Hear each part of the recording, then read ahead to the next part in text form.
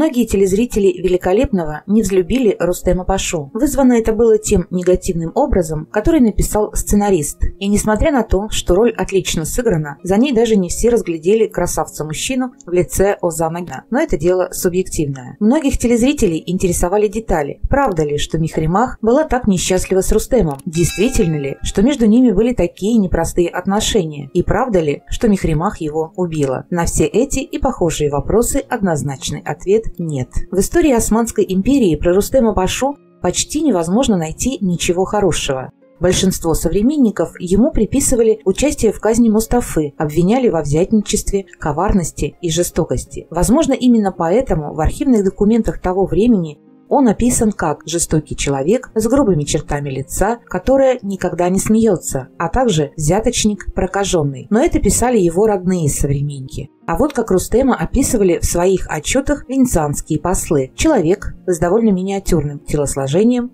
уродливым, красным лицом и тяжелым взглядом. «О, Господи!» – подумала я, когда в первый раз начала знакомиться с его личностью через призму знаний турецких историков. «Надо же, как не повезло Мехримах!» – продолжало звучать у меня в голове. Однако это были лишь первые впечатления, и они оказались ошибочными. Позвольте, я объясню, почему. Рустем Паша по происхождению был хорватом и, скорее всего, католиком. В Османский дворец попал довольно рано. Предполагается, что ему не было еще и 10 лет. Вместе с ним в Стамбул прибыл его младший брат Синан. Сначала Рустем служил в янычарском корпусе. Затем за свою доблесть, ум и образованность был переведен в школу Эндеруна для обучения основам профессии госслужащего. Что бы и кто ни говорил, но карьере Рустема предшествовала невыгодная женитьба на единственной дочери султана Мехримах, а все, чего он добился в своей жизни, было результатом его непомерных усилий, любви к знаниям, ярких способностей и огромной верности Сулейману. Давайте развеем некоторые легенды,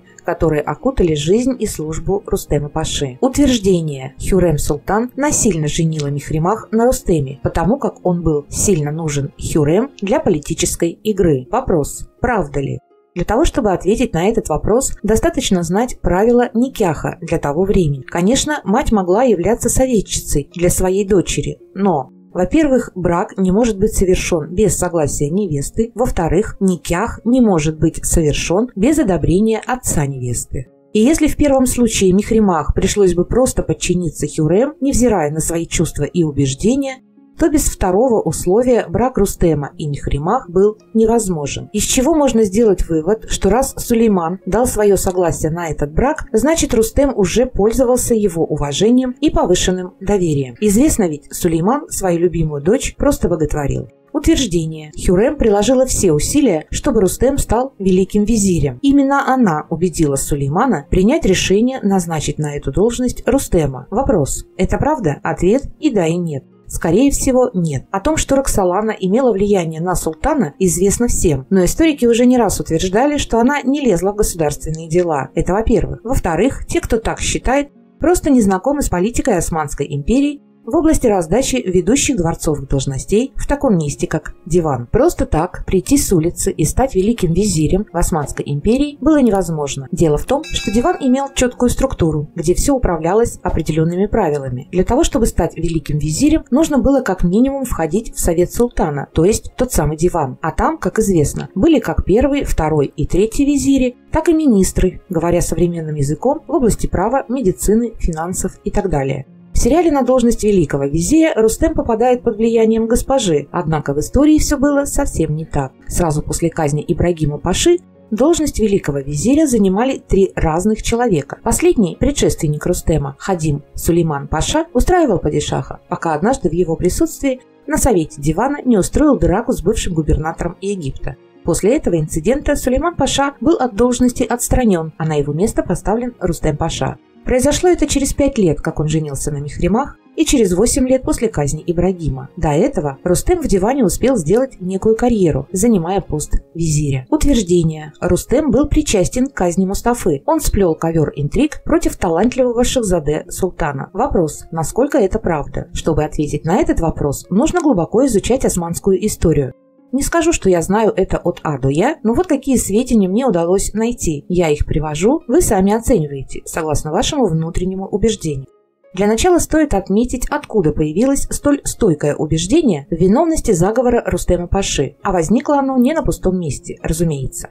Но и утверждать о том, что Рустем виновен, используя столь субъективное мнение, тоже неправильно. Фанат Мустафы и его близкий друг Ташлы-Джалы Яхья написал после казни Мустафы произведение. В этом стихотворном творении он назвал Рустема Пашу дьяволом и обвинил в заговоре, приведшем к казни Мустафу. Но это было, повторюсь, лишь его личным мнением. Исторические же документы и доказательства эту версию далеко не поддерживают. Рустем, будучи сираскером в военном походе против персов и сефевидов, заметил явные волнения среди янычар. До него дошли разговоры военных, которые часто упоминали тот факт, что султан уже стар и на его место следует поставить более молодого. Понятное дело, что Рустем, не задумываясь, оповестил об этом Сулеймана. Тот, в свою очередь, был обеспокоен полученным донесением.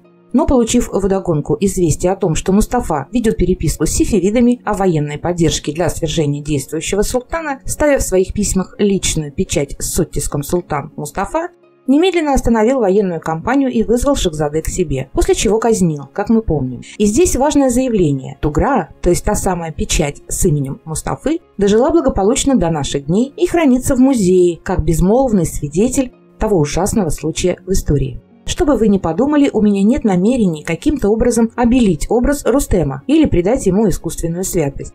Я лишь решилась донести до вас некоторые факты и убеждения, о которых вы, возможно, никогда даже и не думали. Продолжая же говорить о биографии Рустема в истории Османской империи, можно добавить то, каким сильным великим визирем он был. Один из венецианских дворян в своем докладе описал силу, которой обладал Рустем Паша. Великий визирь настолько силен, что его действительно можно назвать вторым султаном Сулейманом. То, насколько сильно доверял Сулейман Рустему, можно оценить, зная, какие отрасли и направления развития империи ему были доверены. Кроме того, что он возглавлял большую часть военных походов Сулеймана, Рустем отвечал за правильное распределение царской казны, контроль за архитектурой, ведение значимых политических переговоров с ведущими странами, водоснабжение Стамбула и так далее. Рустем возглавлял множество благотворительных фондов и вместе со своей женой построил и завершил немало социальных объектов. Уверена, что если бы Рустем Паша был простой политической пешкой в руках Хюррем, то он не просто не получил бы в свое подчинение столь важные для империи направления, но и вообще на должности великого визиря вряд ли бы долго задержался. Аналитики приписывают столь успешные и длительные отношения